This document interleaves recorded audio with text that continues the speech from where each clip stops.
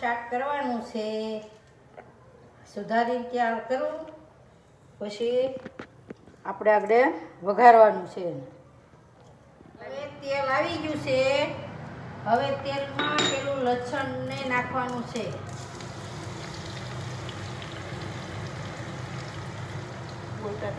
લસણ નાખી અને પછી ભીંડો નાખવાનો છે વઘારમાં. લસણથી વઘાર્યું શાક.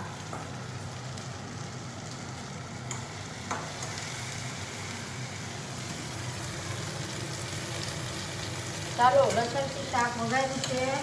હવે છડવા દેવાનું છે. પછી એની અંદર પેલા મીઠું અને હળદર પણ નાખવાની છે. અડધી ચમચી હળદર, સ્વાદ પ્રમાણે મીઠું,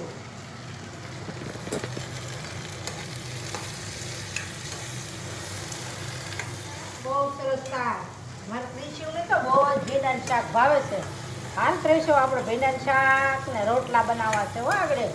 પછી આપણે મા દીકરાનું ભીંડાનું શાક ને રોટલા ખાવાના છે. બહુ મસ્ત બનશે. મારે વિષ્ણવીને પણ બહુ શાક ભાવે છે ભીંડાનું. થઈ ગયું ભીંડાનું શાક તૈયાર. મસ્તીનું જો બની ગયું છે. કોરું શાક બનાવ્યું છે તેલમાં. જેમ મહળીએ ને એમ રોટલો બહુ મીઠો થાય. બાજરીનો રોટ નાખી સાળી અને મહળવાનું ખૂબ. પછી રોટલો બનાવવાનો. પછી સડી જાય ભીંડાનું શાક અને રોટલો ખાવાનું છે.